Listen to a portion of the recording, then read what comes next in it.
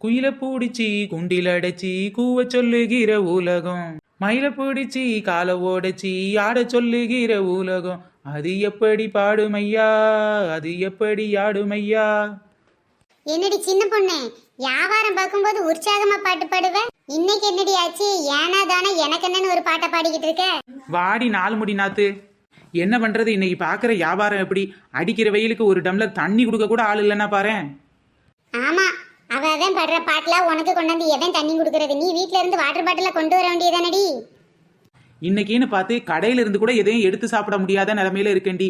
தோசை சுட்டேன்னா ஒரு தோசை எடுத்து சாப்பிட்டுருவேன், ஆம்லேட் சுட்டு வித்தேன்னா ஒரு ஆம்லேட் எடுத்து சாப்பிட்டுருவேன். இன்னைக்குன்னு பாரு நெல்லிக்காய் கடையை வச்சுட்டேன், ஒரு நெல்லிக்காய் எடுத்து வாயில வைப்பமேன்னு வச்சேன்டி, ஒரே புளிப்பு. நெல்லிக்காய் புளிக்கும்னு தெரியாம தான் நெல்லிக்காய் கடை வச்சியடி. அதை ஏன் கேக்குற? சரிட்டி, வந்ததுதான் வந்துட்ட, நெல்லிக்காய் வாங்கிட்டு போ. நல்லா இருக்கே சங்கதி, இப்பதானடி நீ சொன்ன உன் பழம் வெறும் புளிப்புன்னு. புளிப்பை வாங்கி வச்சு நான் என்ன பண்றது? ஏண்டி நாலு முடி, உன்னைய தேடி எங்கெல்லாண்டி திரியிறேன், எங்கதான் போய் தொலைஞ்ச? என்ன மதினி, திடீர்னு என்ன தேடி வந்திருக்கீங்க? நான் தானே உங்க வீட்டுக்கு வழக்கமா வருவேன்.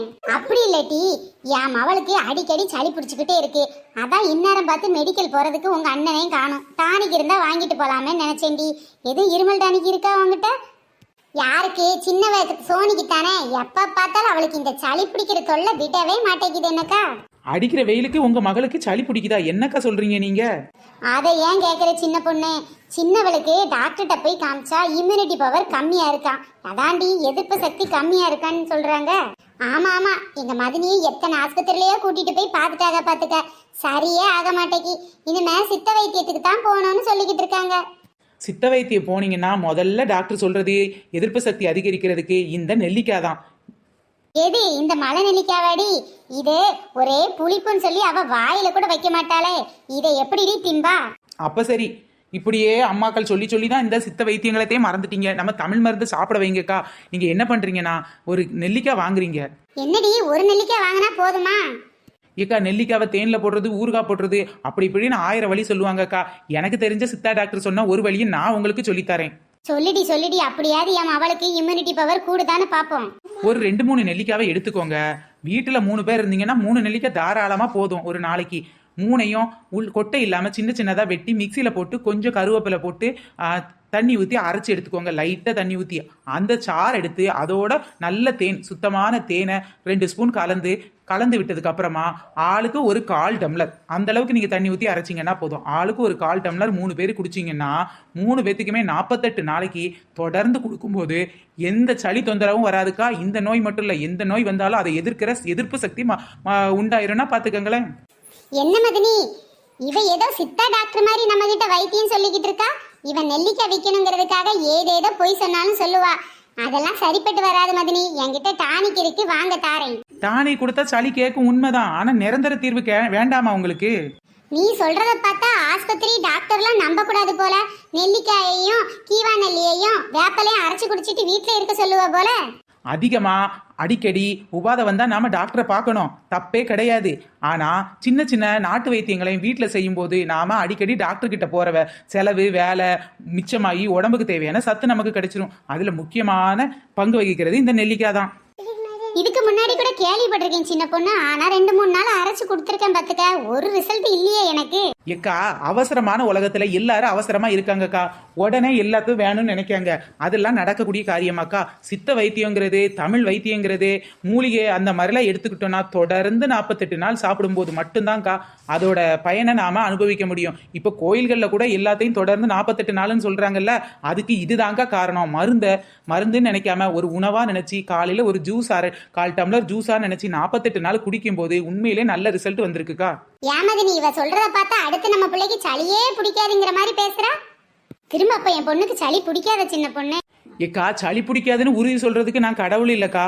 இந்த மாதிரி சாப்பிடும்போது உடம்புக்கு எதிர்ப்பு சக்தி இருக்கும், அதனால சளி பிடிக்கிறதோட தாக்கம் குறைஞ்சி சளி கொஞ்ச நாள் கழிச்சு பிடிக்கலாம்க்கா. அதாவது உடம்புக்கு தேவையான சக்தி கிடைக்கிறதுனால, எனர்ஜி கிடைக்கிறதுனால நோய் தாக்குதல் குறையும்னு சொல்ல வரேன். என்னடி இவ சொல்றதையும் ட்ரை பண்ணி பாப்போமா? இன்னைக்கு சளி அதிகமா இருந்துச்சுன்னா நீங்க தாராளமா டாக்டர்கிட்ட கூட்டிட்டு போங்க, டானிக் கொடுங்க, எல்லாம் பண்ணுங்க. ஆனா அதுக்கப்புறமா தொடர்ந்து 48 நாள் இந்த தேனோட இந்த நெல்லிக்காயையும் 2 கருவேப்பிலையும் அரைச்சி நீங்க கொடுக்கும்போது அதுக்கப்புறம் அடிக்கடி டாக்டர்கிட்ட போக பிரச்சனை வராதுன்னு சொல்ல வரேன்க்கா. ஆயிரக்கணக்கில் டாக்டர்கிட்ட போடுறதுக்கு கொஞ்சம் கொஞ்சமாக இந்த நெல்லிக்காய் வாங்கி குழந்தைங்களுக்கு கொடுக்கறது ஒன்றும் தப்பு இல்லையே. ஒரு 10 நெல்லிக்காய் வாங்கினீங்கன்னா 4 நாளைக்கு நல்லா இருக்கும். அதே இது ஒரு 10-20 நெல்லிக்காய் வாங்கினீங்கன்னு வச்சுக்கோங்களேன், வீட்டில் இருக்க எல்லாரும் ஒரு 4 நாளைக்கு வச்சு சாப்பிட்டுக்கலாம். அதுக்கப்புறம் திரும்ப திரும்ப வாங்கிக்கோங்க. மொத்தமாக வாங்கி வச்சாலும் ஆவாம தாங்க போகும். பிரிட்ஜுக்குள்ள வச்சாலும் ஒரு வாரம் தானே தாங்கும். அதுக்கப்புறம் வச்சு சாப்பிட்டா கூட நல்லது கிடையாது. சின்ன பொண்ணு சொல்றதுல ஏதோ அர்த்தம் இருக்கிற மாதிரி இருக்கு. ஆயிரக்கணக்கில் டாக்டர்கிட்ட கொடுத்து பார்த்தாச்சு. இந்த நெல்லிக்காவை குழந்தைங்க அரைச்சி கொடுக்கறதுல எனக்கு எந்த கஷ்டமும் இல்லை. முதல் 2 நாள் சிரமமா தான் இருக்கும். ஆனா போக போக அதுவே பழகிடுங்க மாதிரி சோறு பொங்கு குழம்பு வைக்கிற மாதிரி குழந்தைங்களுக்கு இந்த ஜூஸ் அரைக்கிற கொடுக்குற ஒரு வேலையா நினைச்சு பழகிட வேண்டி. நான் அதை செஞ்சு பார்த்தா என் குழந்தைக்கு தானே நல்லது. நீங்க சொல்றத கேட்டா எனக்கு இதே மாதிரி செய்யணும்னு தோணுது மதினி. நானும் கொஞ்சம் நெல்லிக்காய் வாங்கிட்டு போய் என் மகனுக்கு இதே மாதிரி 48 நாள் அரைச்சி குடிச்சா அவனுக்கு உடம்புக்கு சக்தி கிடைக்கும்ல. எல்லாம் ஒரு எதிர்ப்பு சக்தி கிடைச்சா நல்லது தானே மதினி. சரியா சொன்னடி. அது மட்டும் இல்லாம இந்த நெல்லிக்காயை வெட்டி தேன்ல போட்டு வச்சுக்கலாம். இதோட குணமும் மனமும் மாறாது. அதுக்கப்புறம் பாத்தீங்கன்னா ஊறுகாய் கூட செஞ்சு வச்சுக்கலாம். வாங்குறதா வாங்குறீங்க, ஒரு கூட வாங்குங்கக்கா, நல்ல லாபம். ஓ அப்படியா சின்ன பொண்ணு. எத்தனை பொய்யே சொல்லியோ வியாபாரம் பார்த்துருக்கேன். இன்னைக்கு உண்மையை சொல்லி வியாபாரம் பார்க்கறதுக்கு இம்புட்டு கஷ்டமா இருக்கு. இதே தான் அமெரிக்கால இருந்து வந்துச்சு, ஆப்பிரிக்கால இருந்து வந்துச்சு, அந்த டாக்டர் சொன்னாரு, இந்த டாக்டர்னு சொன்னாருன்னா உடனே நம்புவீங்க. உண்மையான நம்ம தமிழ் சித்தர்கள் சொன்னாங்க இது மூலிகையான ஒண்ணு தமிழ் மருந்துல இருக்குன்னு சொல்றத வாங்குறதுக்கு இம்புட்டு யோசிக்கிறீங்களாக்கா? சரியா சொன்ன சின்ன பொண்ணு. பீஸா பர்கர்னா இவ்வளவு நேரம் வாங்கிட்டு போய் வீட்டுல தின்னே தீர்த்திருப்போண்டி. இது ஒரு நல்ல விஷயத்துக்கு ஏன் இவ்வளவு யோசிக்கிறேன்னு எங்களுக்கே தெரியல. சரிடி, என்னதான் இருந்தாலும் நெல்லிக்காயை நாம அப்படி எடுத்துட்டு போக முடியாது. பார்த்து நல்ல வடு இல்லாத நெல்லிக்காயை பார்த்தா எடுக்கணும்டி. இது நல்லா சுத்தமா தான் இருக்கு. ஒரு சில நெல்லிக்காயில தான் வடு இருக்கு, மற்ற நெல்லிக்காயில நல்லா ஃப்ரெஷ்ஷா தான் இருக்க மாதிரி இருக்கு. இப்பதான் தோட்டத்துல இருந்து நேரடியா பறிச்சுட்டு வரேன். உன் தோட்டத்துல தான் நெல்லிக்காய் போடவே இல்லையேடி. அது வந்துடி, பக்கத்து தோட்டத்துல காசு கொடுத்து பறிச்சுட்டு வரேன். போதுமா உனக்கு? எப்பப்பா களவாண்டா நெல்லிக்காய் விற்கிறதுக்குள்ள கழுத்தறுத்து போடுவாளுங்க போல தெரியுதே. இங்க வாங்கக்கா, உங்களை விட்டா பாத்துக்கிட்டே இருப்பீங்களே. இதோ ஒரு கூட நெல்லிக்காய் தாரேன். முதல்ல அதுக்கு காசை மட்டும் கொடுங்க போதும். சரி சின்ன பொண்ணு, காசு அப்புறம் வீட்டுக்கிட்ட வரும்போது வாங்கிக்க. ஊறுகாய் போட்டு வைக்கலாம் நினைக்கிறேன். ஏனாத்து நீயும் வாங்கி ஊறுகாய் போட்டு வைக்க வேண்டியதானே? ஐயா மதினி, ஊறுகாய் போட்டா என் மவன் சாப்பிடவே மாட்டான். அதான் தேனுக்குள்ள போட்டு வைக்கலாம் நினைக்கிறேன். அதுவும் சரிதான். இங்க வாடி, ஒரு கூட தாரேன், வாங்கிட்டு போடி. காசு அப்புறமா கூட கொடு.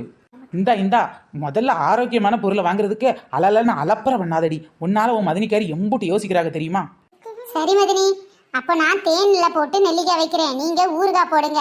நான் அதை உங்களுக்கு கொஞ்சம் கொடுக்குறேன், நீங்க எனக்கு இதை கொஞ்சம் கொடுங்க. மிச்சத்தை ஒரு வாரத்துக்கு வச்சு நாம பிள்ளைங்களுக்கு அரைச்சு கொடுக்கலாம். அதுக்கப்புறம் வேணும்னா நெல்லிக்காய் வாங்கிக்கலாம். ஆமா நெல்லிக்காய் வேணும்னா எனக்கு ஒரு ஃபோன் பண்ணுங்க. ஒரு வாரத்துல நானே கொண்டு வந்து தந்துடுறேன். ஓகே ஃப்ரெண்ட்ஸ், யாரெல்லாம் உங்க வீட்டில் குழந்தைங்களுக்கு நெல்லிக்காய் வாங்கி இது வரைக்கும் அரைச்சு கொடுத்துருக்கீங்க அப்படின்னு சொல்லி கமெண்ட் பாக்ஸில் சொல்லுங்க. ஒருவேளை இந்த நெல்லிக்காய் அருமை எங்களுக்கு தெரியவே தெரியாதுன்னு நினைச்சீங்கன்னா கூட கமெண்ட் பாக்ஸில் சொல்லுங்க. நெல்லிக்காய் பத்தி யூடியூப்லயோ இல்ல கூகுள்லயோ போய் தெரிஞ்சுக்கிட்டு அதோட அருமையை புரிஞ்சுக்கிட்டு குழந்தைங்களுக்கு எப்படி கொடுக்கணுமோ அந்த விதத்துல கொடுங்க. ஃப்ரெண்ட்ஸ், இந்த வீடியோ பிடிச்சா லைக் ஷேர் கமெண்ட் பண்ணுங்க. கமெண்ட் பண்ணவங்க நேம் இப்போ நான் சொல்றேன். தீபிகா, ராதிகா, கூரியா, ஆதிலா, வைதேகி மோகன், புஷ்பராணி, மகிஷாலினி, மதுரை, பொன்மலர், சத்யா, முகிலன், ஸ்ரீமதி, செல்வம், தமிழ்ச்செல்வம், பிரதீக்ஷா, ஆகாஷ், மேகலா, பொன்னரசி, முருகன், மாரியம்மாள். கமெண்ட் பண்ண எல்லாருக்கும் ரொம்ப பெரிய தேங்க்ஸ். தொடர்ந்து வீடியோ பாருங்க, என்ஜாய் பண்ணுங்க ஃப்ரெண்ட்ஸ்.